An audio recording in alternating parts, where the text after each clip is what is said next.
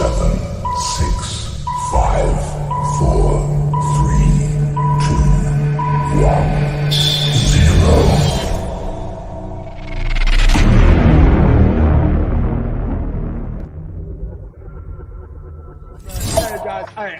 I just need to say, this is one of the funnest interviews I've ever done in my life, man. I'm not lying to y'all, bro. Thank you. I'm telling you, this is why I should have been Puerto Rican, bro. This is why. Mira, ¿qué está pasando? Y él dice, es que torneo dio positivo. Y yo, ¿qué? Positivo. ¿Te gusta? Bueno, la analítica o la información te gusta. Bueno, con la analítica la gente no tiene que pensar tanto, ¿entiendes? Ya lo del el baseball sense y todo eso, eso ya pues lo estás tirando a la borda. Hermano, yo no quería firmar porque lo que ellos me estaban ofreciendo era, tú lo acabas de decir, $10,000, pero no me querían pagar mi educación. Wow. Y yo lo que le decía a ellos, oye, olvídense de darme bonos, paguen mi educación, porque yo quería que mi educación estuviera pagada. No olviden que hay que pensar, hay que estar delante.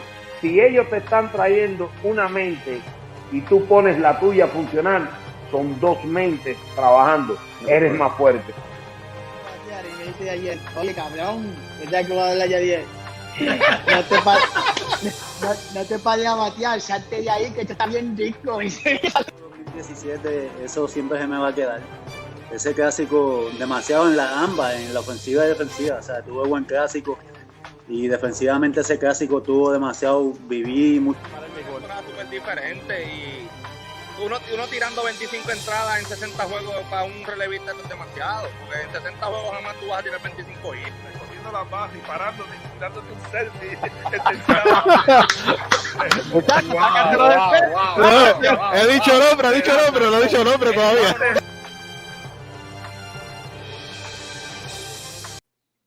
Saludos mi gente, bienvenido a otro programa más de Me Gustan Los Deportes junto a Baerga y sus amigos. Este es su amigo de siempre, Arnold Palillito Santiago, dándole la bienvenida. Recuerde, dele share, haga lo que usted quiera con este programa de hoy. Hoy tenemos una entrevista, mire, de las que a usted le gusta, esas de Grandes Ligas, historia de Serie Mundial. En mí, piense que es Salón de la Fama también, claro que sí, es como si fuera un Salón de la Fama por lo que hizo en el béisbol de las Grandes Ligas, uno de los mejores bateadores y clutch que ha tenido el béisbol de las Grandes Ligas, está aquí con nosotros esta noche, pero antes de comenzar con todo esto, vamos a darle la bienvenida a mi compañero de estudio, el ex Grandes Ligas, Carlos Baerga. Saludos, Carlos. Saludos, Palillito, y saludos a toda la gente que está conectada con nosotros. Sabes que dele share, le invite a alguien que se conecte, porque hoy vamos a estar como si estuviéramos en una serie mundial, hablando con un hombre que supo dar ese palo para ganar una serie mundial al equipo de Toronto. Y sabes que vamos a hablar de su historia y de todo lo que ocurrió en su vida. Es aquí en Me Gustan Los Deportes donde usted va a disfrutar en el día de hoy. Gracias a todos los que se están conectando por ahí, pero recuerde que esta es la perfecta excusa. Otro en vivo más de Me Gustan Los Deportes junto a Baerga y sus amigos. La perfecta excusa para que usted coja su bolsita de tostitos, coja su salsita de tostito, mire, la que a usted le guste, la original, la de queso, o como la de mi esposa y mis hijas y la mía, la de aguacate con pique. La cuestión es que, mire, usted tiene la excusa perfecta esta noche para que coja su bolsita de tostito con su salsa. Eso es un matrimonio que no puede fallar, créamelo. Usted tiene que tenerlo ahí. Ese matrimonio es más seguro que un cuadrangular de Wander Franco en las Grandes Ligas ahora mismo. Así de seguro es ambas cosas. Así que ya lo sabe, tostito es lo que usted necesita para cuando usted necesita, mire, tomarse esa excusita para hacer algo en su casa. También le quiero dejar saber si usted necesita un plan médico en Puerto Rico. Es más, si tienes uno que no te está tratando bien, que te pone a pichar de vez en cuando en sí, que no te pone ni a jugar en la alineación, mire, tranquilo, que Baerga tiene el tuyo ya. Eso es así. Y ESPERAMOS Médica en el plan directo, el plan que te da más. Está solamente a $69.21 mensual. Sabes que con una amplia red de proveedores, con un 100% de hospitales contratados, beneficios en farmacia, visión, dental, seguros de vida y cero copago en los Metropavia Health System y Metropavia Clinic. Llama ahora al 888-801-0801. Suscríbete online a firstmedicalpr.com. El plan que te da más, el plan de la bandera de salud de Puerto Rico. Bueno, Baerga, y nada, antes de irnos con el invitado especial que tenemos en la noche, recordarle a todos ustedes que le queremos dar las gracias por el apoyo que nos están dando por todos lados, Baerga. Nos están dando otra en Instagram, nos están dando por aquí en Facebook, con la página de Carlos Baerga, en nuestro canal de YouTube, Me Gustan los Deportes, y también en TikTok, Palillito Santiago. Mire, sé que les encantan los Instagram, los en vivo en Instagram, pero tranquilos, señores, porque todos los días los están pidiendo suave, no podemos estar en 7 lados a la vez. Tranquilos, señores, yo sé que la novela de Grandes Ligas, Baerga, comenzó, una novela que le avisamos en Sprint Training, y ahora comenzó la novela de las manos calientes con los árbitros, los dirigentes y los lanzadores. Ahorita, después de la entrevista, pues usted se enterará un poquito más de esto, pero nada, Baerga, este individuo que tenemos aquí, hay mucha gente, Baerga, que yo sé que nos ve, que lo vieron jugar en Puerto Rico también. Bueno, hay que verlo, hay que ver. Vamos a ver qué va a pasar en el día de hoy, donde ustedes se van a enterar de todo lo que hizo Joe Carter en la Grandes Ligas. Un gran amigo, de verdad que sí. Bueno, pues ya lo saben, señores. Si usted no sabe de quién estamos hablando, aquí tiene un lado. Joe Carter, 1 for 3, hits on high and deep to left field. Up she goes and brings some stars with that one. Well, exactly what it is. Carter had some extension. That ball is over the work. With 2 on. And Uribe double up the man at second base. Here's the pitch, and he slams it into left field. So he's hit the ball hard twice to start this game. And there's 1 on with 1 out. Joe Carter, meanwhile, hits it high in the air to left field. Greenwell is back at the wall looking up. It drops into the screen. A home run for Carter. And that's a deep drive to left field. Gant watching that one go. The first run of the World Series comes on a home run off the bat of Joe Carter. Now the 2-2. Well hit down the left field line. Way back in.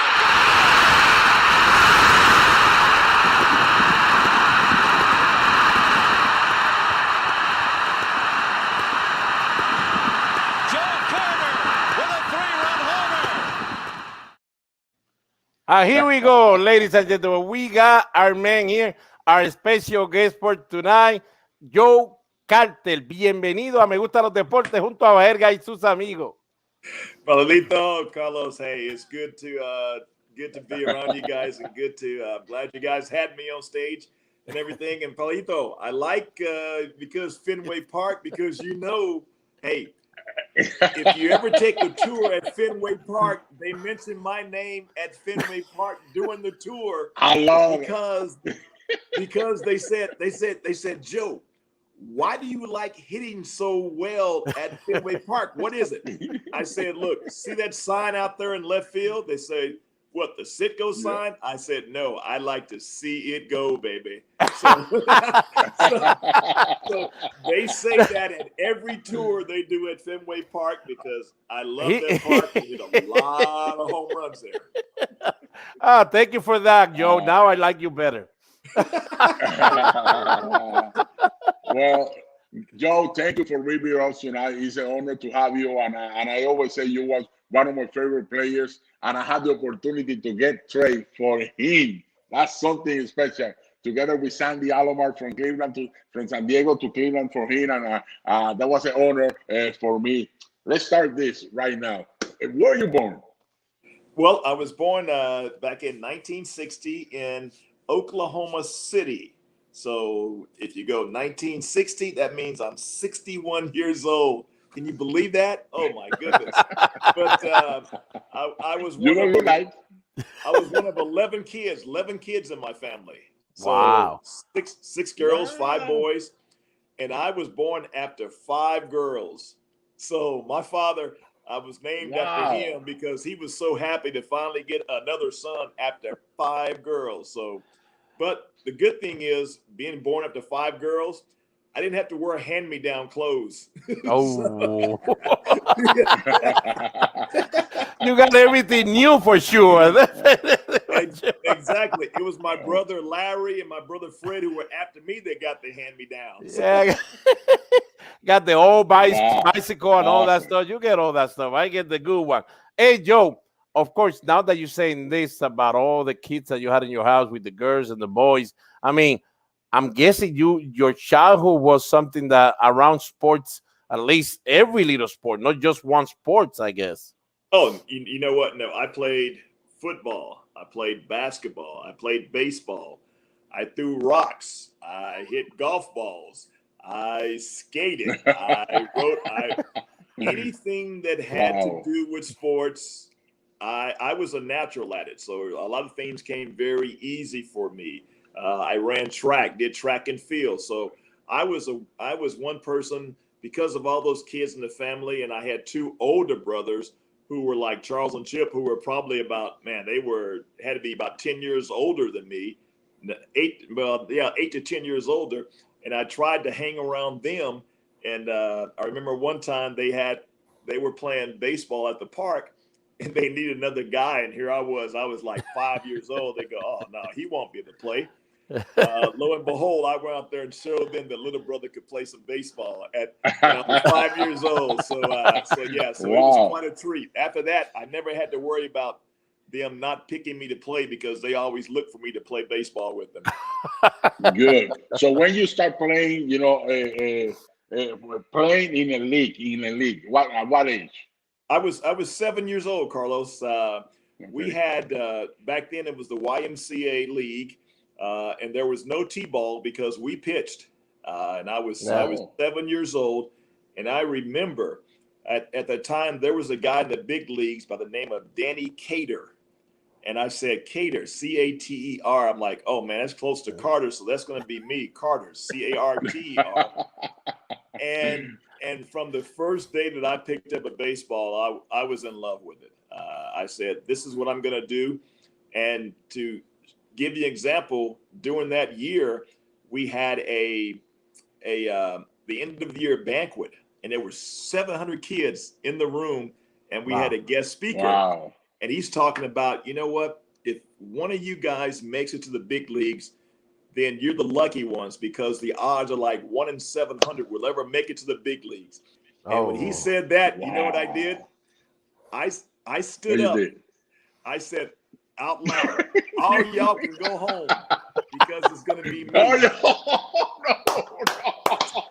You declare right away. I was 7 years old, and I never lost focus as to what he said and what I said that day because I was going to make it come true, and it did. Wow, look at that. I mean, that's, hey, if you're not confident since you start little, who's going to do it for you? So you're going to have to do it. Yeah. And it's interesting how you say there was no T-ball because I remember growing up, we didn't do T-ball, but then some of my cousins did T-ball. And I remember my dad saying, wow, baseball is going down the hill now. You got to put a T-ball here. With the baseball, and now we're seeing a lot of other stuff in baseball. But Baerga, it's interesting because from Oklahoma City, and I would like to know, Joe, who was the sport icon for you that you were like, he's from here, he was born and raised here. I need to follow his footsteps, or I need to try to be as big as him, because you got a big guy in Oklahoma City, like Mickey Mantle was born there. Well, yeah, Willie Steyer was born there. There's a few guys because I grew up looking at Johnny Bench because I was a big red machine. That was my team back in the early days, and my father was a Dodger fan, so we'd have all these fights, the Reds and the Dodgers. And Johnny Bench being from Binger, Oklahoma, you had Bobby Mercer, you had Mickey Mantle.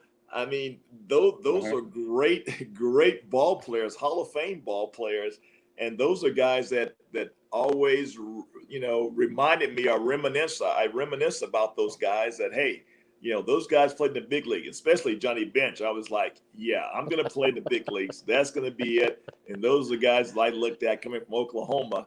And we've had a few good players come from Oklahoma. Oh, yeah. Hopefully I'm there. Hopefully I'm there at the top. Hey, you number 3 all time in home run from Oklahoma City. So you number 3. Take it. Yeah, number 3. Okay. Okay, wait a minute. Who's number 1 and 2? Awesome. Mickey Mantle is number 1. And Willie Stargell is number 2. Willie Stargell, yeah. Willie, where's Willie from? Willie was from. Let me see if he says here. Where's it from? Was he from? But it's interesting. I know that from Oklahoma. You put all these numbers, and there were a lot of you guys from Oklahoma, and I'm surprised at all the names that came up in that list. I'm like, oh my God, I didn't know there were that many. Oh, we got some players in Oklahoma. Yeah, we can play. We just don't play football in Oklahoma. We play baseball too. Okay, Joe, and then you play in Fenway Park too. Yeah, I know.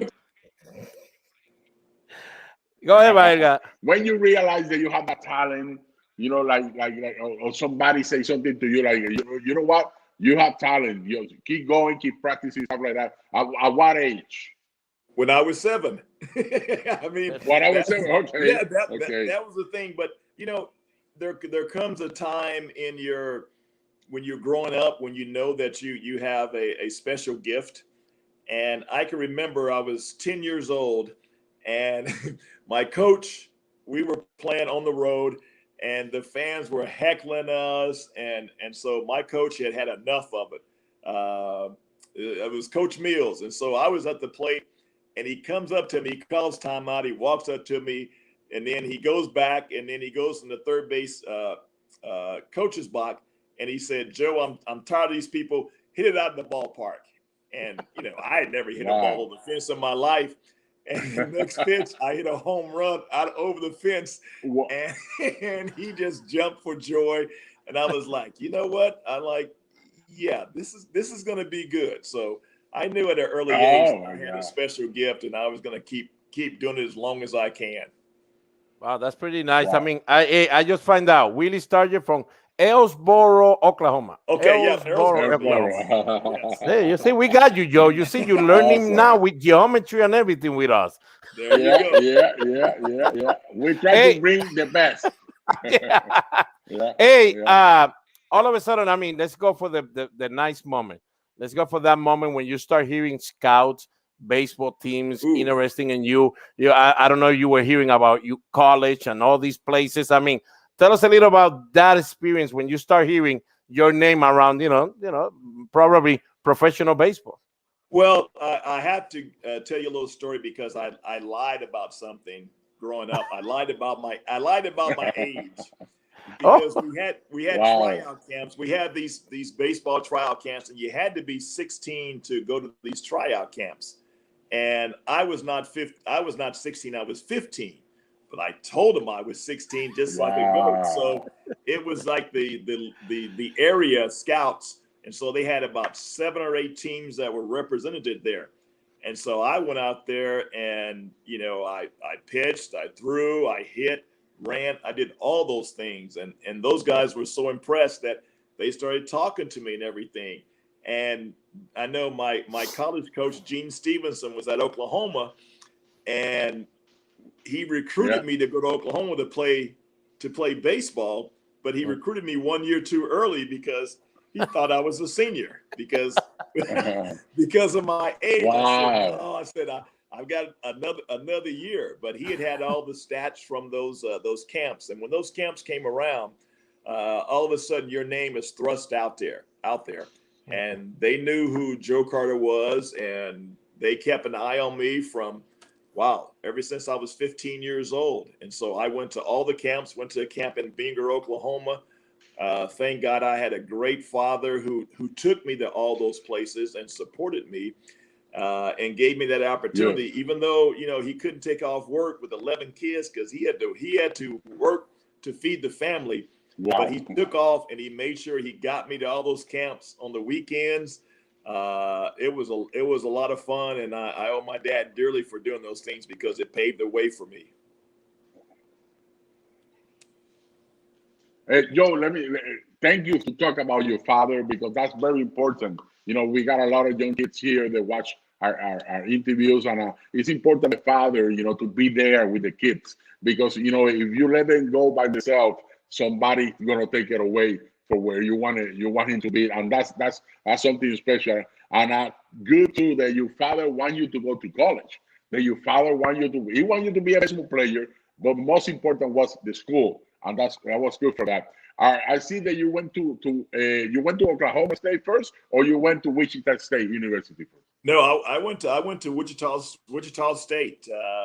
Okay. Coming up, and I went there on a football scholarship. Because in high school, like, you know, I played football. I was a quarterback. I played small forward on the basketball team. We were state champs two out of my 3 years. All 3 years went to the state finals, and I played all 3 years in high school and basketball. So football, baseball, basketball. I was a state long jump champion my senior year. So there were a lot of things that I did. No, I mean, hey, Joe, seriously, Joe, I'm a little surprised because I saw you jumping after you hit the home run. You're talking about long jump. Yeah, see there? Yeah. Well, you shouldn't be surprised, because my mother calls me Joe the jumping kangaroo. That's what she calls me. Because we won a state championship in basketball my senior year. I'm at half court jumping up and down. Okay. So then you go back to the World Series. I catch the ball at first base. I'm jumping up and down. and then the home run, I'm jumping up and down. And she always says, "My son, the kangaroo." But I mean, how was the experience in Wichita State? I mean, how was that for you? I mean, knowing that you wanted to play ball all your life, and finally you get to college. I know it's not professional yet, but it kind of feels a little different because your family is not completely there with you.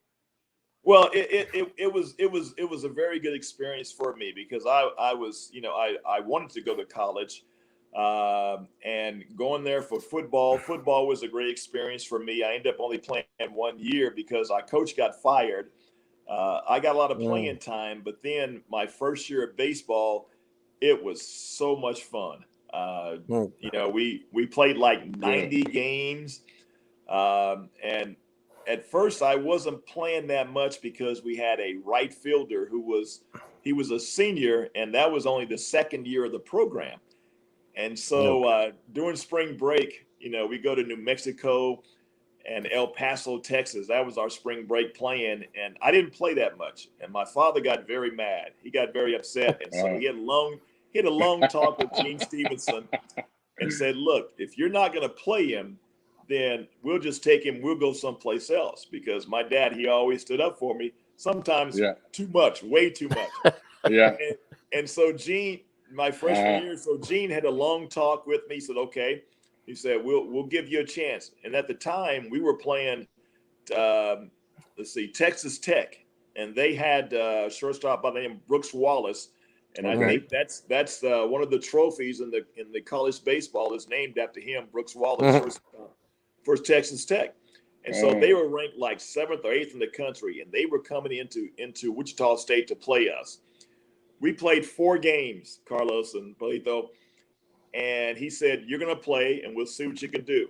Well, in those 4 games, I hit 7 home runs in 4 games. That's it. 2 of them were game-winning home runs in the bottom of the 7th. And after that, I played every game. I started every game from Palillito, this guy born with purpose. He always was going to be coming through when you need it. Wow. Since he was 7 years old, I'm here. Yes. I'm the man. I'm going to do it. Wow. This is awesome story. I love it. And that's the the thing that you have to have confidence in your ability. But the biggest part is that when your number is called, you have to be ready. And no matter what happened, I was like, okay, all you got to do is give me a chance. You put me in the field, you're not going to get me off that field. I say, I can be sitting on the bench for 3 or 4 days. I'm like, well, you put me out to that field today, I'm going to show you what I can do because I don't want to fill this bench no more. Benches are hard. They hurt. I know. That's special, man. That's special. And you know what? 1981, you win the College Player of the Year, even for Sporting News, and College Player of the Year, and you was the 2nd overall pick of the Chicago Cubs. When that happens, tell me the moment. Tell me your family, your father. It has to be something special for him.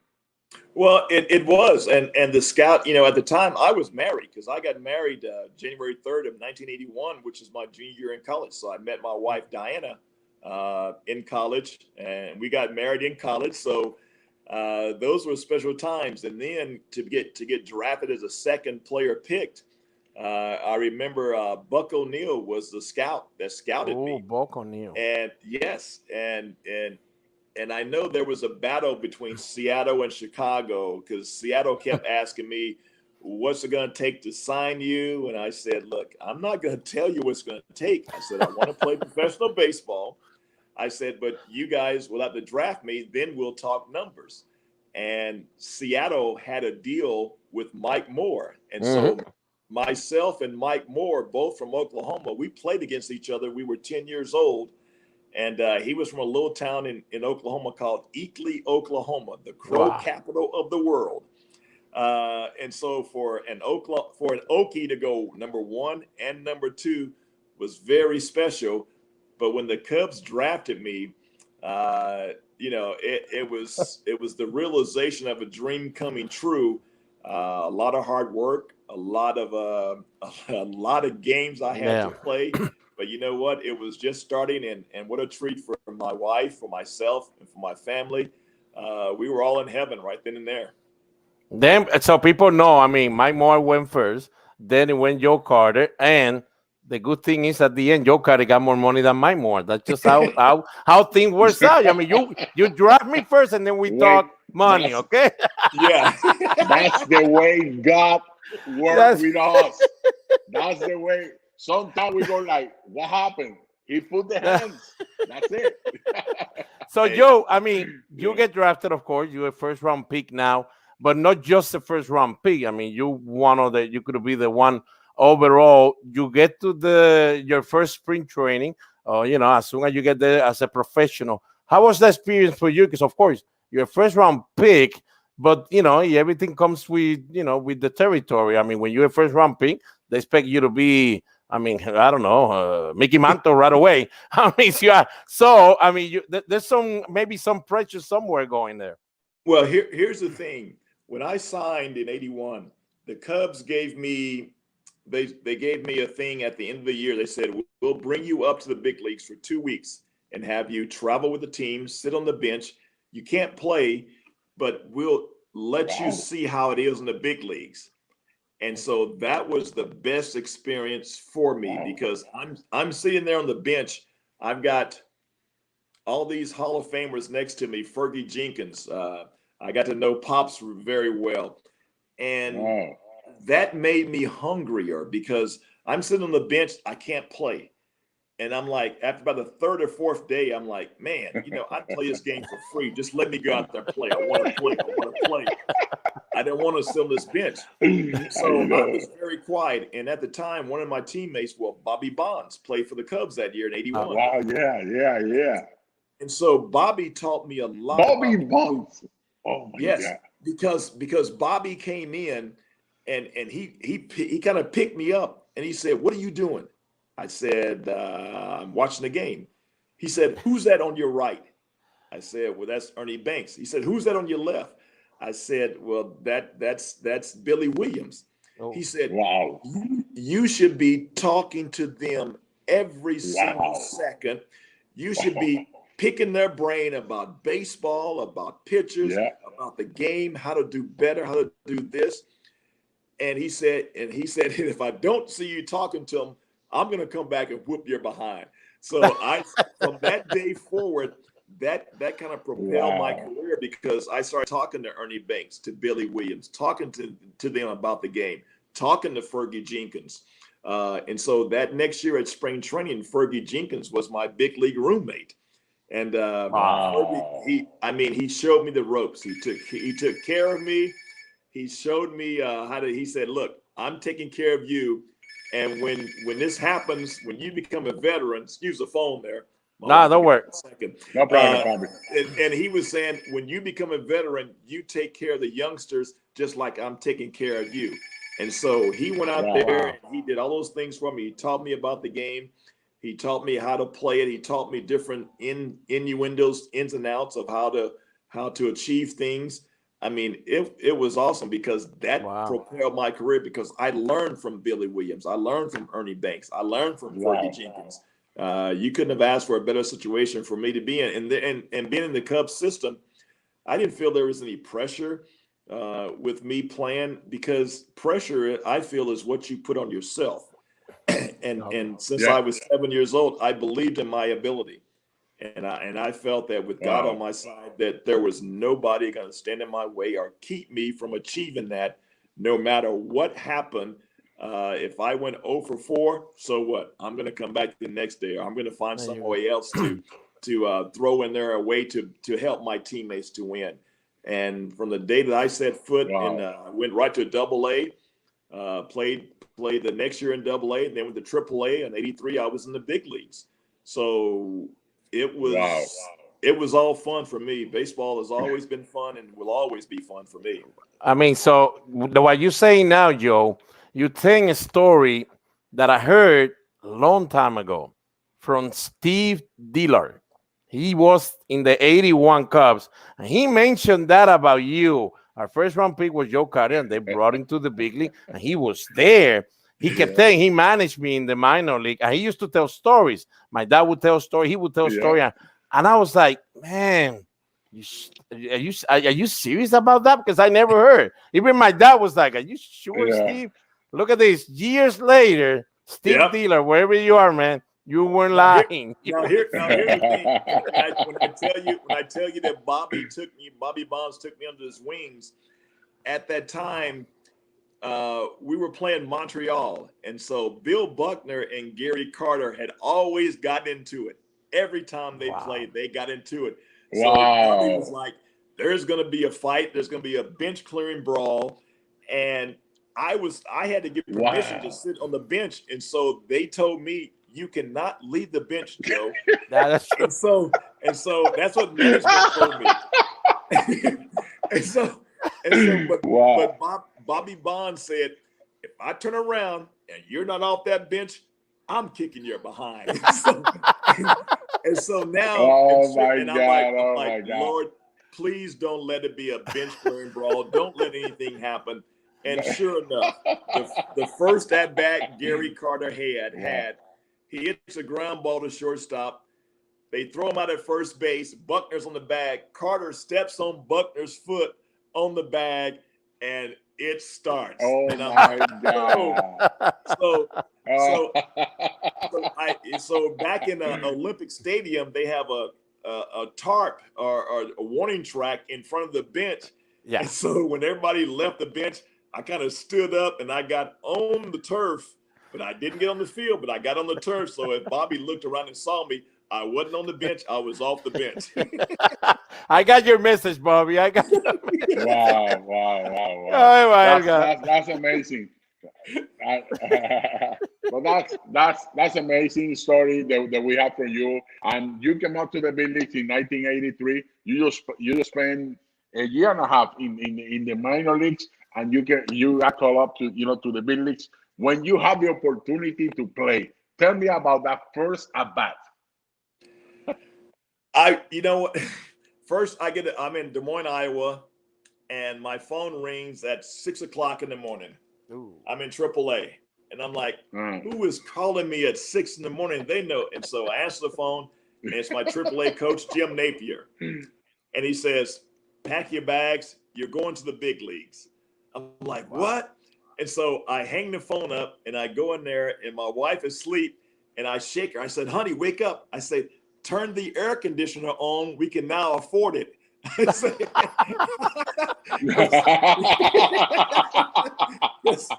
Wow. Hey, when you're in AA and AAA, and you're making $600 a month, $1,200 a month, you don't turn the air conditioner on at night. But the first thing I said was turn the air conditioner on.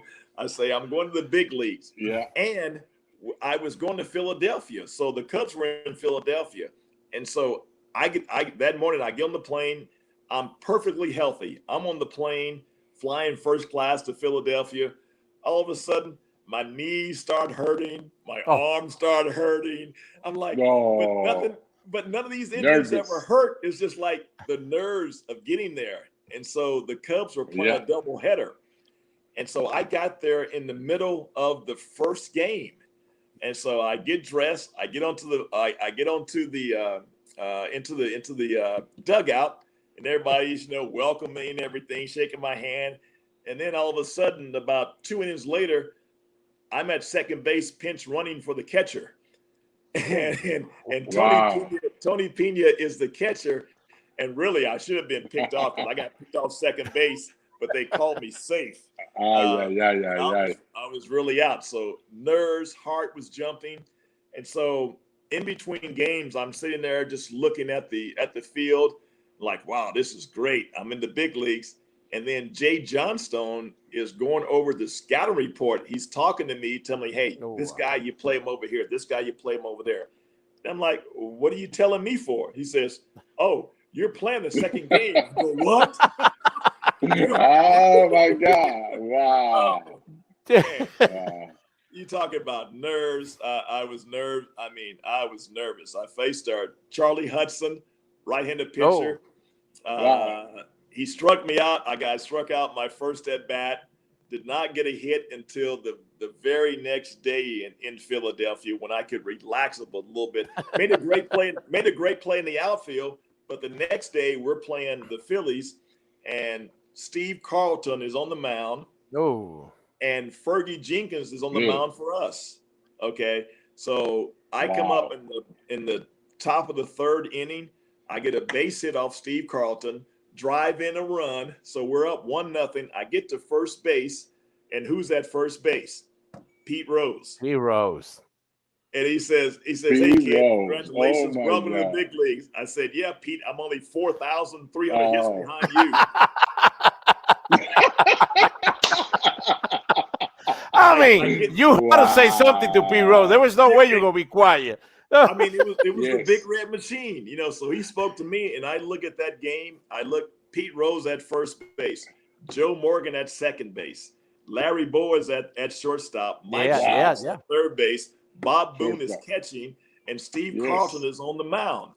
I mean, that's a lot of great things for me happen in Philadelphia, and I'm, that's why everything good to me happened in Philadelphia. Hey, I'm not gonna say nothing because the fanatic might come and hunt me, but I won't say nothing. But I mean, it's nice that you mentioned those players in that game because Baerga, we had here, I think a couple months ago, we had Ivan de Jesus, and he was talking about, we brought that video. Ivan, he was saying, "Oh my God, yeah." I was with a lot of guys in the infield. I didn't even know how big they were, So it's nice that you already had that idea because you were a big red machine. I mean, you get traded to the Indians. I mean, the Cubs were looking for pitching. They were trying to get Rick Sutcliffe. They finally were able to put a package together. I remember it was you and Carmelo Martinez too. You two guys were kind of like prospect for the Cubs. They thought that, these two kids could be something. So it was a little big shock for people in Chicagoland, knowing that either you or Carmelo would be in that trade, but it happens to be you going to Cleveland. I mean, how did that make you feel since this team, the Cubs, I mean, they got your first round pick, they brought you to the big league with the team that same year, at least to be there. I mean, how that felt at that moment? Well, Buck O'Neil said it best. He says, every good player I sign, the Cubs trade him away. That's what, and Carmelo Martinez beat through El Rican. Hey, that's my buddy. I mean, we were. We had a lot of fun together, and Carmelo. I mean, wow. I hit third, he hit fourth, and I mean, we had a great time the years we played together. But here's the thing. I was in Oklahoma City, my hometown. We had a doubleheader, and before the first game, we had Jim Napier calls me aside. He says, and here's the thing, that year, because I was so upset because I felt I should have made the team out of spring training, but they made a big deal with Philadelphia when they got Sandberg, they got Gary Matthews, they got all those guys that kept Bob Denier, so they all came over and they kind of took my spot and knocked me out. So when I got sent down, I was upset. To AAA, but I took about a couple of days off from spring training. I came back. I said, you know what? I marked on my calendar. I said, when the Cubs are on the West Coast trip, I will be there. And that was in the middle of the season. And it was after like game 61 or 67. And and so we were in Oklahoma City, and right before the game started, Jim Napier pulls me aside and says, "Hey, don't get hurt. You got to play because we don't have enough players, but don't get hurt. But you've been traded." Oh. I'm like, "What?" He says, "Wow, yeah, you've been traded." I said, "Traded to who?" He said, "The Cleveland Indians." I said, "Cleveland?" I was like, "What?" And so the first thing I said, "Where is Cleveland at?" He said, they're in Oakland. They're on the West Coast. And what made me more upset was the next day I was scheduled to play in a golf tournament at Oak Tree, which is one of the biggest golf courses in Oklahoma City.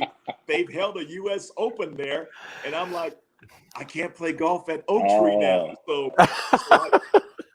So I go to the plate, and they're saying don't get hurt. So I go up there, bat on my shoulder. It's like strike one, strike two, strike three, and I walk back. I don't even swing the bat for 2 games because I don't want to hurt nothing. I don't want to do anything.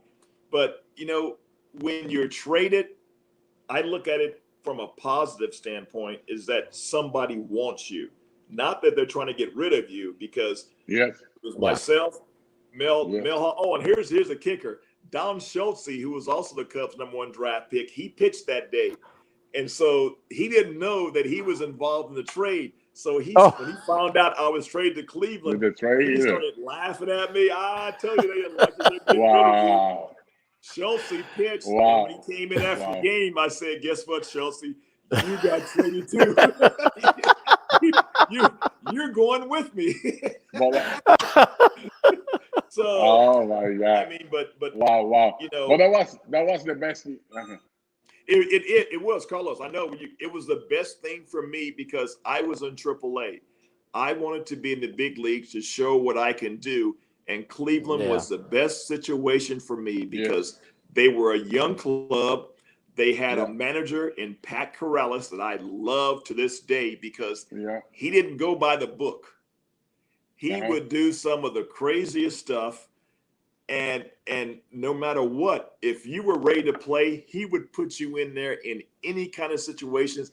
And I found that out very early because when I started playing, I was platooning with Mel Hall, who was a left-handed hitter, and I was doing pretty good. My first swing, the first swing I took in Cleveland Stadium, I led the game off against Frank Tanana, hit a home run. My first at bat, first swing in Cleveland Stadium.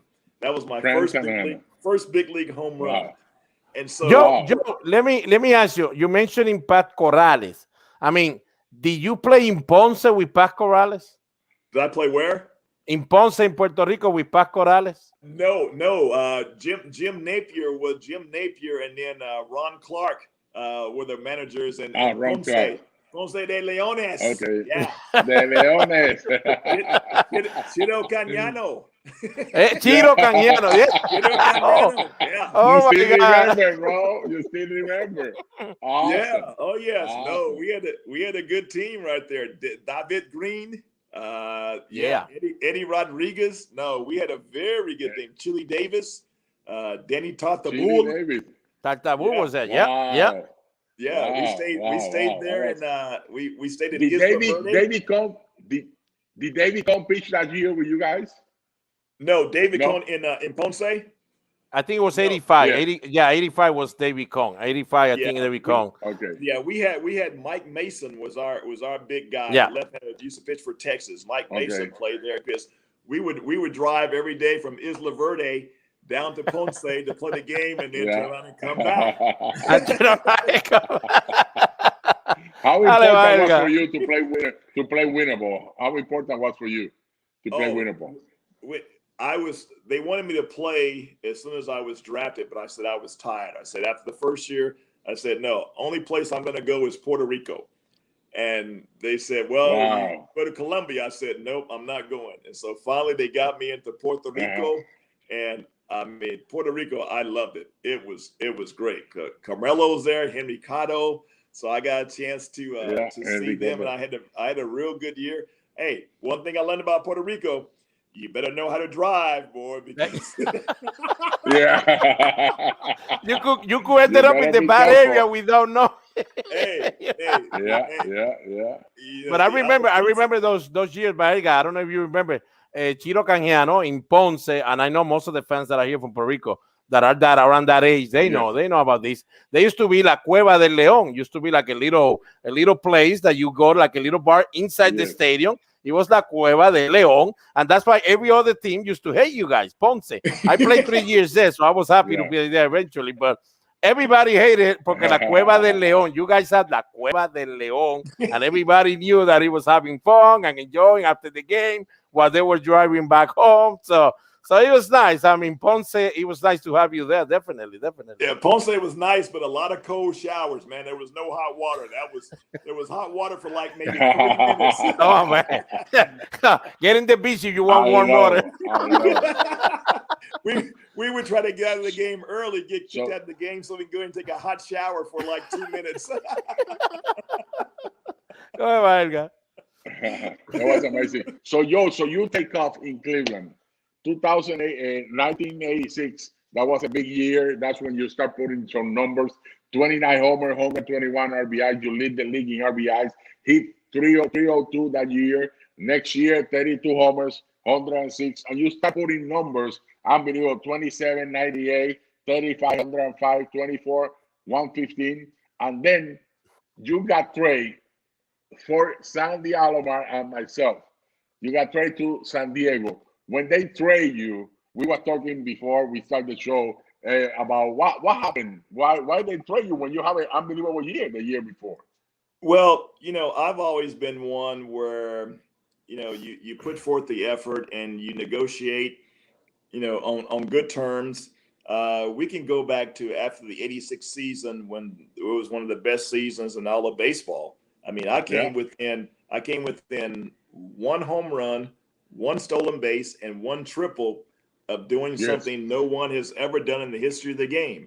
And that's hit 300, drive in 100, score 100, have double digits in triples. I had 9 triples, doubles, have 200 hits. 200 hits.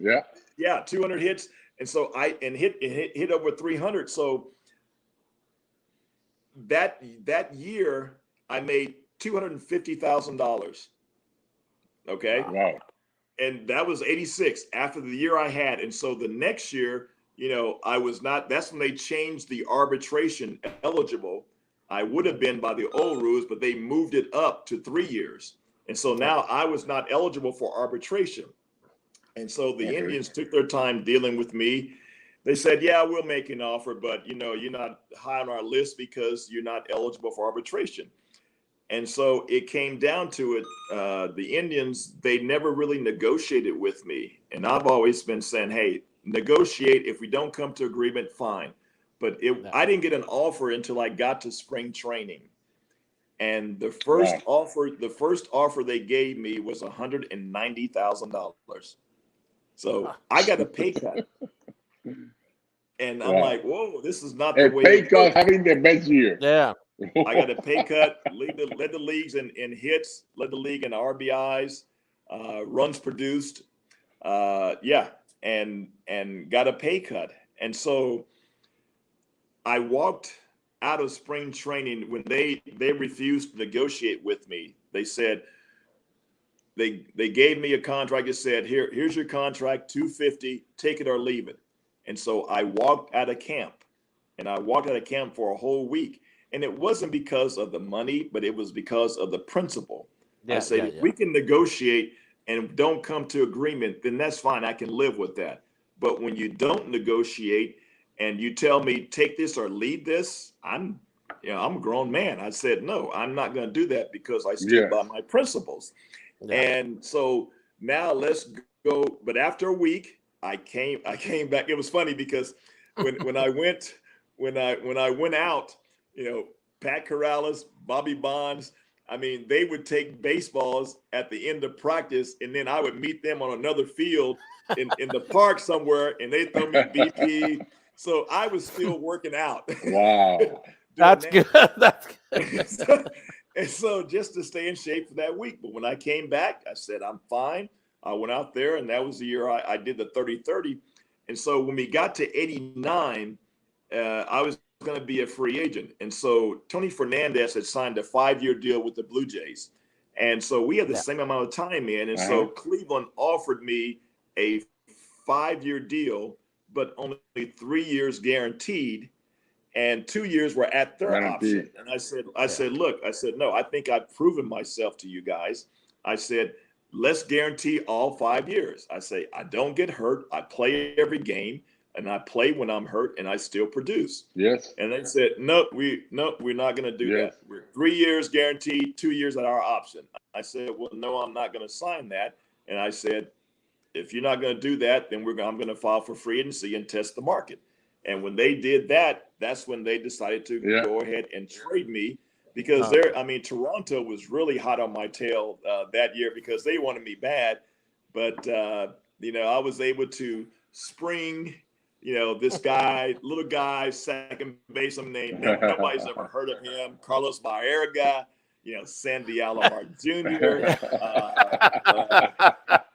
Chris James. I just, when I went to Cleveland, it gave me a chance to play. Carlos, when you went to Cleveland, it gave you a chance to play, and what a great situation for you guys. So, you guys owe me really, because I started you all. I know. I have to say to you, thank you very much. The day you signed that contract and you went to San Diego, and right away you have another big year with San Diego, 24 homers, 150 RBIs. Always putting the numbers that you always put up in there, anywhere. No matter what uniform you put on, you're going to bring, 100 RBIs. That was something special that you have. But then you got traded again with Robbie Alomar. With TT, you got traded with Robbie Alomar with your buddy to Toronto. Tell me about that. Hey, my name is Jose Alomar. That's it. I got all the Alomar brothers. But the thing is, being in San Diego only 1 year, man, I was, I go from Cleveland to San Diego, man, bought a house, swimming pool, volleyball court in the backyard, a waterfall. Oh, you got everything going there. In San Diego, it was awesome. And playing with my good friend Tony Gwynn, I mean, that was, to me, that was heaven. And then to get traded 1 year later, and I said, okay, I can see you trading me. But I'm like, why the heck would you trade Robbie Alomar? I'm like, there's no way.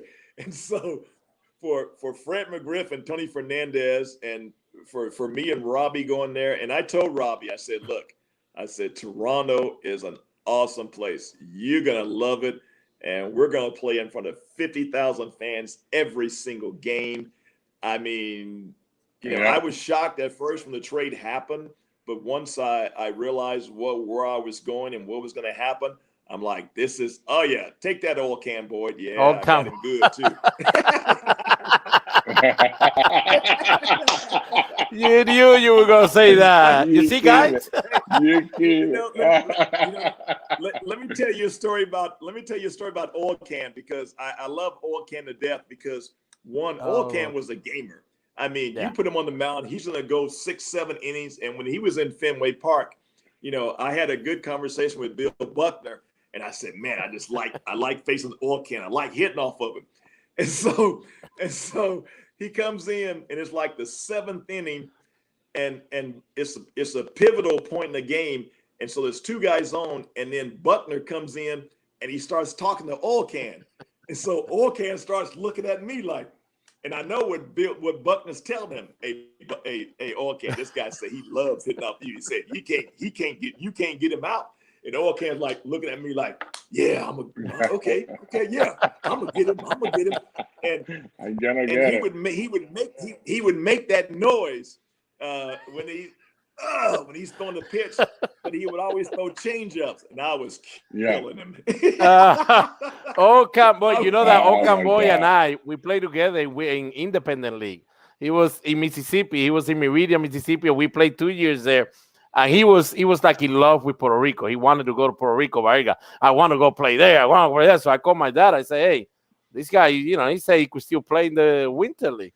And then he went there and played with San Juan and all that. And Oakland boy, man, I still see him here in Pawtucket. He goes to every game in AAA, every home game. He's there a game. And it's nice to hear you talk about guys that we know. Tell him I said hello. Okay, Because, all right, you got it. He's one of my favorites because he is a gamer. And I loved him on the mound because he probably weighed 125 pounds with bricks in his back pocket, but he put everything he had to. When he was on the mound, man, I'm like, yeah, that guy, I'd play with him any single day.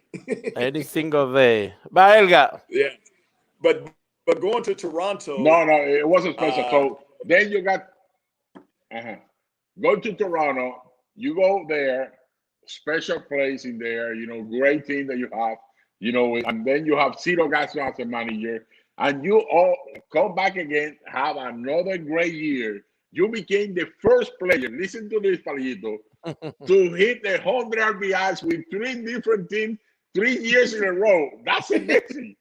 Cleveland, San Diego, and Toronto. You placata, mucho. Oh my God. Everywhere you go, you hit everywhere there. It was something special. You know, do you know that? Did you make that record? With 3 different teams? No, I did know that. You know, I was always an RBI guy. You have to know who you are. What you know, I hit 300 the 1 year in 86. I knew I was not a patient hitter. And I was not going to hit 300 every year, but I knew that you get guys on base, that's my job, okay? Stay in your lane. And so I knew my job, and I knew that scouting reports, with nobody on base, they'll pitch you a certain way because they're experimenting because a home run's not going to really hurt them. So they're going to throw you fastballs, they're going to do this and that. But when you get guys on base, now all of a sudden that scouting report, when it says, with Carter, with guys on base, watch out. Gary Templeton said it best. And he was our shortstop in San Diego. He said, Joe, he said, when nobody's on base, he said, you suck. Yeah. he said, you suck. He said, but when you get guys in scoring position, you're a whole different hitter. I said, because that's my job. That's my lane. And when I know that when I'm at the plate and that pitcher's like, okay, we got guys on base, Carter's up. Oh no, I got to be careful. And when you think you got to be careful and make that perfect pitch, no. Can't. No. And then you're going to. I mean, and that it is good about that record about 3 different teams with 100. Baerga, he in those 3 years he saw 486 games play in front of his eyes, and he played each one of them. Each one of them 3 straight years, playing every single game plus driving in 100 run. I mean, that's something, Joe, that we know. I don't know. Next time I see that, I might be 80 or 90 years old because I don't think we will ever see that again. I mean, even 1 year we won't see that. I played with a broken hand. I broke my hand in Cleveland. Pat Corrales goes, "Hey, we're going to put you on the disabled list." I said, "No. I said, give me 2 or 3 days. I'll be fine." Played with a broken hand. In spring training of '94, a week before the season started, I get hit by a pitch. Scott Erickson breaks my thumb, and they say I'm going to be out 6 to 8 weeks. I played opening day with the broken thumb. Played the whole month of April. Got player of the month in April, and had the RBI record for the most RBIs in the month of April, all with a broken right thumb. Okay, I sit there and I hit like this with my thumb up like this, and guys were like, "Man, they were in the clubhouse trying to break their thumb if they could hit like that." But that's how I was taught. You play when every time the game is on the line or they suit you up, go out there and play. And I did it every single time. I averaged about 157, 158 games a year because I didn't want to sit on the bench. The bench is hard. It hurts. Joe, that's good that we're talking about this right now because I don't know if you're watching the games. I don't know if you're like us. You know, we get tired. I know. And look at he said, Palillito. Look at how we go. Right now, the players play 130 games. 130 games. They get paid more. And something they, you know, you talk about RBIs. How important. The other day, we got Dave Winfield here. And he put up the numbers. You know, first, he always liked to hit for good average. Second, first RBIs. Second average. Yes. Third was home runs. Tell me, when you watch the game right now, you watch guys striking out. They don't bring you the RBIs. Now they're doing the shift. They don't do adjustment. You tell me about that. Okay, I'll give you an example. And this involved you, Carlos. We were playing you guys in Toronto. We talk about the shifts, okay, and how players don't adjust to the shifts because they're like, no, I don't want to hit the ball. If you're a left-handed hitter, I'd rather hit it into the shift rather than hit the ball on the third base line, or you can bump the ball where you're going to get a hit. But Mike Hargrove got kicked out of the game in Toronto, and it was bottom of the ninth, and Jose Mason was pitching, and guy on second base, and you went and played me right behind second base. Yes, like almost I remember that. First pitch, I hit it right where you should have been, towards second base, base hit, game over. I'm like, if you're going to give it to me, I'm going to take it. That's the way we played, because the way you win ball games is to score runs and drive in runs. It's not average. It's not So I made the adjustment. The analytics in today's game is terrible because they talk about launch angle, and you get the guys swinging up. And we were taught when you swing up, you hit the ball, you pop it straight up, or you swing and miss it. Now, if you've got the ball coming in the zone and your bat is coming like this, so you got it meeting, if your bat is going up, you have just this much of a split second to make perfect contact. But if the ball is coming in straight like this and your bat is level on the same playing field where it stays in the zone, now you have a better chance of making contact and longer contact. That's why you see these games. You look at the averages. It used to be there may be one or two guys on your team hitting under 200. Now you're like, guys are hitting 180, 185, 187. 194. I mean, not one guy, but 4, 5, 6, 7 guys. And they're making $15 million, and they're hitting 30 home runs with 60 RBIs. 60 RBI. Because Joe, when you guys were playing, when I was in the minor league at the same time you guys were in the big league, I mean, every team have their own philosophy of how to put a roster, how to make a lineup. So each guy was doing something. Let's say, for example, you were in Cleveland, Joe Carter is going to be doing this. Andre Thornton is going to be doing this. These are two main guys. Mel Ho is going to try to do this. Brent Butler is going to try to do this. Tony Bernard said, you do this.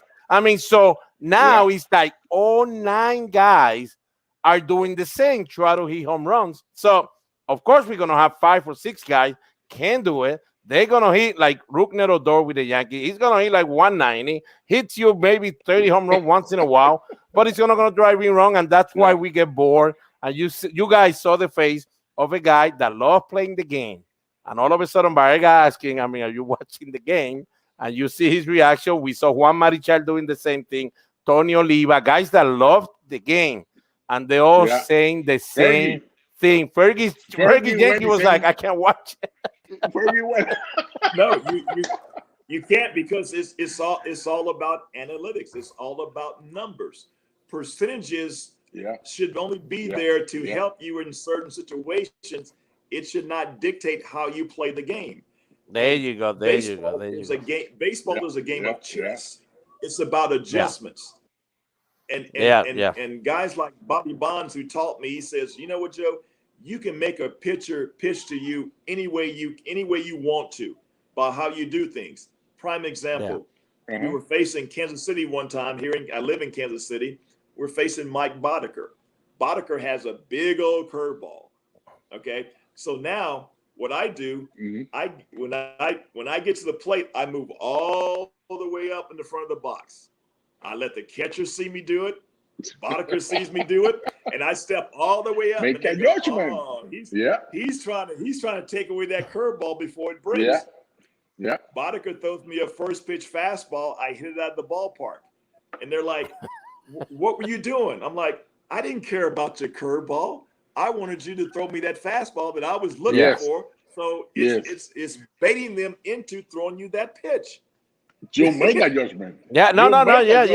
Because you want him to throw you that pitch. Yeah. And then if you would have a Pedro Martinez on the mound, or Fergie Jenkins, Hall of Famer, then we're gonna say, oh, we're gonna throw him the curveball. Yeah, but he's not gonna be able to hit it. Even if he tries, it's where he's gonna pop it up, because that's just how adjustments happen. And if you hit it out well, what the heck, you hit it out. Nothing I can do. But it's nice. It's nice that you talk about that. But Joe, we got you here, and we need to talk about that home run in the World Series. And I have the whole at bat. I did hit more than one home run. Okay. All right. Let's do this, guys. Mire, in '92, he went deep in the World Series. I just want you guys to see. He went deep in '92 in the World Series against Tom Glavine or Steve Avery or Tom Glavine. You went deep, so everybody knows. That was Tom Glavine. Now. Okay. I hit the first home run in the World Series. I was the first guy to hit a home run for the Blue Jays in the World Series. Yes. On the road. Yeah. And I was the first guy to do it in Toronto against Steve Avery at home. And then I was the last guy to hit a home run in the World Series. So So Joe wants to make sure that everybody knows. And then he catch the last out in third base. He did. Tom Glavine. Wow. I mean, he hanged that for sure. Yeah. Oh, yeah. He winning the first World Series. All right. We got the World Series at bat, but Joe, we got the whole at bat. The whole at bat. So you have to tell us everything. I mean, narrate this, what you were thinking, and all that, so the fans could enjoy this. I wish I could do it in Spanish, but I can't do it in Spanish. But go ahead and have fun with it, my man. Tell us what's happening. Okay, all right. So now I hadn't faced Mitch in about 7 or 8 years. And so now I know he's wild. And I'm like, I'm not going to swing the bat until he throws me a strike, because I'm not a guy that's going to be very patient. But Cito Gaston always says have a plan. So he went ball 1. And I go, okay, I'm not going to swing. And he goes ball 2. Now I'm thinking, should I change my way of thinking, because he's got to throw me a fastball for a strike. And so I said, nope, you got a plan, stick with it. Don't get yourself out on the stupid pitch. And so 2-0, I'm taking the whole way, because I'm confident that I can hit the ball or swing the bat in any situation. Okay, he tries a little pickoff play at Ricky right there, because he's nervous also. Yeah. And so I get up there, okay, 2-0. Got to be a fastball, but I'm still taking it. And he throws it. So now I'm gauging all of his speed. And so now I'm like, okay, I'm ready to swing. I've seen 3 fastballs. I know how hard he's throwing. I know the velocity. But this next pitch, Mickey Morandini moves right behind second base. And I don't like a left-handed pitcher with, because it comes out of this guy's jersey at second base. And so I lost that pitch. And I'm like, oh, man, that was a breaking ball. I'm like, okay. So now I'm thinking, okay, he's going to throw me a breaking ball here. He saw the way I swung. And when he shook off the first pitch, I go, I know Dalton put down. He shook it off. And I go, I know he put down a breaking ball. I'm still looking breaking ball. And because I was thinking breaking ball and not fastball, that was the only reason I was able to keep it fair, because it was a fastball down and in, but I didn't hook it. I stayed on it, kept my head down. And Carlos has seen that action a lot of times. That was a joyous occasion. When you swing the bat hard, good things can happen. I know, and I was going to ask you that, Joe, because he did look, you hardly make any movement in the batter's box when you made that swing. It kind of looked like Paul Molitor kind of swing. I mean, and I remember seeing that in college, and I was like, I don't think he was looking fastball. If he was looking fastball, where that pitch was, he probably would have hit it in the 5th deck. So I don't think he was looking fastball. But if you would have been playing this baseball now with the launch angle, odds are you probably would have pulled that ball, or I don't know what would have happened, but it would be tough with the launch angle to try to hit that pitch there. I would have missed it, swung up under it, and raised up, and I would have been walking back to the dugout. Then Alfredo Griffin would have been hitting next, and so that was it. But you know what, Bobby Bonds, my hitting coach, always told me. He said, if you're looking breaking ball, trust your hands. If he throws you a fastball, and just react. So I've always had quick hands. And I never worried about guys getting inside of me because I had quick hands. And I looked breaking ball. I saw the fastball, but because I kept everything back, I can just nice, short and sweet, put it on there. The ball travels a long way. So there you go, kangaroo. Yeah. Mama, look at you, boy, jumping Joe, running the bases. Like, oh my God, that was a moment that nobody in Toronto gonna forget about. 2 World Series in a row winning over there. Became the second player to finish a World Series game with a homer. Bill Mazeroski was the first one. The Palillito 1960. That was the biggest hit. Yeah, the biggest hit they ever hit. It was that one. Because you have the people need to know you got 11 years with 100 RBIs, you got 7 years with 30 RBIs. You was a guy that, you know, like what we said before, 3 years in a row with 3 different teams. That's a record in the big leagues. You know, getting 100 RBIs. You was a special guy, man. There was God give you the opportunity. Even when you was talking about it, coming up to the big league, signing, and they bring you up to the big league to sit down, earn advance. Oh my God! Nobody that don't happen. That don't happen. Don't even to Ken Griffin. Don't even to Alex Rodriguez. Special guys. And look at what God did with you. You as Christian guy. I know that you're a Christian guy, and your faith is unbelievable. Do you can tell us about that? I didn't catch the last part. You know, no. I mean, everything I have is because of Jesus Christ. You know, He gave me this talent, and I know it is a special talent. And so when you're given a talent, you want to go out there and you want to show the person who gave you the talent, say thank you. And so you do that by playing hard, by playing every day. I tell kids all the time, I never worked a day in my life because baseball was fun. I enjoyed going to the game. When that whistle, when they said play ball, I was ready to play. Whether I was hurt, whether I was tired, it did not matter because I knew that it was somebody there that it may be their first time to see Joe Carter play. And I said I was going to always give it my best. And one thing I learned with my faith is that after every ball game, if you can look yourself in the mirror, whether you had a great game or a bad game, you say, you know what? I gave it my all today. If you can do that, no one can question your ability or your what you did that day because, you know, it wasn't in the cards. You know, it didn't happen. But I knew that my life, I was always very confident that I was going to be successful no matter what I did. So if I was 0 for 10, I was never 0 for 10. I was just 0 for 0 because my next at bat can't do anything about the past, but I can do something about the future. And that's one thing that kept me going because I always said, hey, this is going to be a time. I was very optimistic all the time. The glass was always, it wasn't half full. It was always full because I was in the big leagues playing a game that I loved to play and would have played for free because that's how much I love the game of baseball. And it's so nice so people know, the ones that are here, Joe is one of those first guys that I remember that he was always having fun, always smiling, the same way we see Francisco Lindor when he was in Cleveland and all that.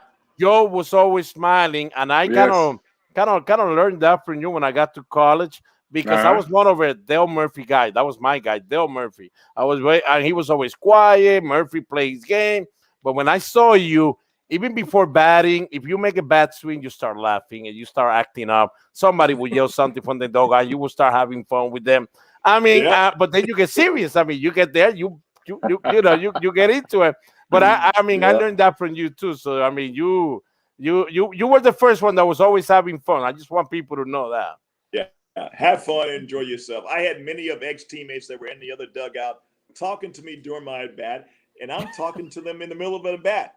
And I'm like, but when the pitch is coming, I'm very serious for that 2 seconds the ball is coming. After that, I go back to have fun. That's it. I know, man. That was Joe, man. You're a special guy. And you got so many records. Right now, right here, I'm reading right now. You got 3 homers. Listen to these people. 5 times on his career. 3 homers. 3 times in career. Record. 3 times in no, don't have to say Fenway Park. You don't have to add that up. Park? 3 times? Oh! You don't have to say that, man. You don't have to. Wow. But you know who tied that record? Yeah, Carlos Delgado. Puerto Rican people. Carlos Delgado tied that record. Carlos Delgado tied that record. Yes. That's your boy. Joe, thank you for being with us tonight. It was a special night. Thank you for opening your heart and talk about your family, your father. Talk about your family. Talk about your career. How you, from when you was 7 years old, you step up and say, "I'm gonna be the next player here." That's so in front of 700 kids that was there, not too many people had that determination and the ability, to go out and say, "I'm gonna be the one." Thank you to let us know and to help. A lot of kids are watching and young players are watching this program today. Thank you very much to be with us. Carlos, Palillito, thank you guys very much for having me. Enjoyed it. One of the best times I've had. Hey, a lot of fun. Appreciate it very much, guys. All right, appreciate. And make sure you don't use too many mulligans. All right, just keep staying. If he lays, hit it where he lays. If he lies there, you better hit it from there. All right. Hey, in golf, I've never had a bad day on the golf course either. So. Awesome. We'll see you, man. Nice meeting you, man. All right, you guys be good. Love you. God bless you, bro. God bless you. Bueno, señores, ahí teníamos a Joe Carter, uno de los mejores de verdad en el clutch, uno de los mejores en series mundiales, en postemporada también podemos decir. Pero Baerga, como estábamos hablando antes de irnos en vivo con él, es un individuo como Palillo Santiago, que solo lo recuerdan por un cuadrangular, el famoso cuadrangular. Pero definitivamente tú hablaste de todas las estadísticas y la estadística que se le va a quedar a ustedes, yo estoy seguro, son los 3 años consecutivos, 3 equipos diferentes, 100 remorcadas, Vargas, y jugó los 162 juegos en cada temporada. 2 partidos, No, era especial. 5 juegos de estrella, 2 Silver Slugger, 396 cuadrangulares, 1,445 RBI, 2,185 hits.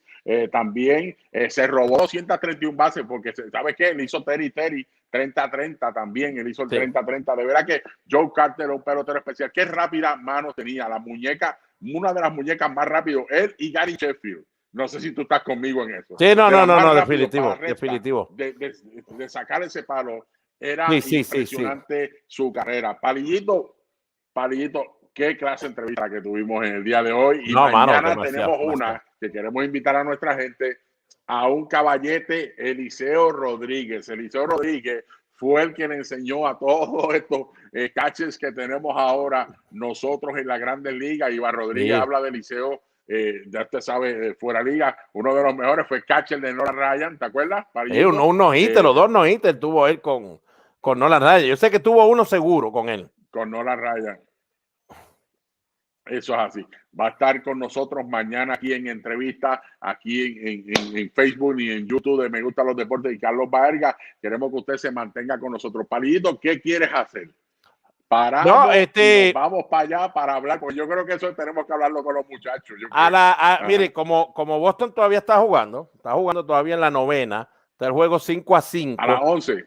Yo creo que sí, vamos a darle a ustedes, ¿verdad? Porque lo que venimos es a hablar solamente de lo que vimos hoy, Baerga, en cuestión de, ¿verdad? De Max Scherzer y lo que ya, pues tú sabes, está pasando en el béisbol. No sé nada de los juegos porque recuerde, estamos aquí en vivo, así que nosotros no sabemos nada, no se pongan ahora. Yo no sé si ganaron los Yankees, si perdieron, no tengo ni idea, señor, así que no se molesten, pero a las 11 definitivamente vamos unos 15-20 minutitos con ustedes allí en Instagram y nada más, Verga, tremenda entrevista, ¿verdad? Que Joe Carter es caballete de verdad. Espectacular, y ya ustedes oyeron que no le gusta lo que está ocurriendo en el béisbol. No ha habido uno, y no es que nosotros le hablamos, no señor, son ellos los que están diciendo, y de verdad que es impresionante lo que está ocurriendo en el béisbol de Grandes Ligas. Bueno, señores, así que gracias por estar aquí con nosotros. Gracias a Tostito por estar también con nosotros, uno de nuestros auspiciadores. Cualquier excusa es buena para comerse una bolsita Tostito y una salsa Tostito, el matrimonio perfecto. Y First Medical Health Plan de Puerto Rico, la bandera de salud de Puerto Rico. Si usted necesita más información, siempre recuerde firstmedicalpr.com. Usted puede ir por allí y le va a dejar saber lo que necesita hacer. Así que va a haber ganada. Buenas noches, Dios los bendiga y nos vemos ahorita por ahí. Buenas noches. Mira, mami, se le cayó el diente. ¡Se le cayó el diente! Quien nos conoce sabe que aquí en Puerto Rico todo se festeja. Celebramos la llegada, 5 de mayo, las tradiciones de otros y, claro, nuestras victorias. Por algo somos uno de los países más felices del mundo. Tostitos, cualquier excusa es buena.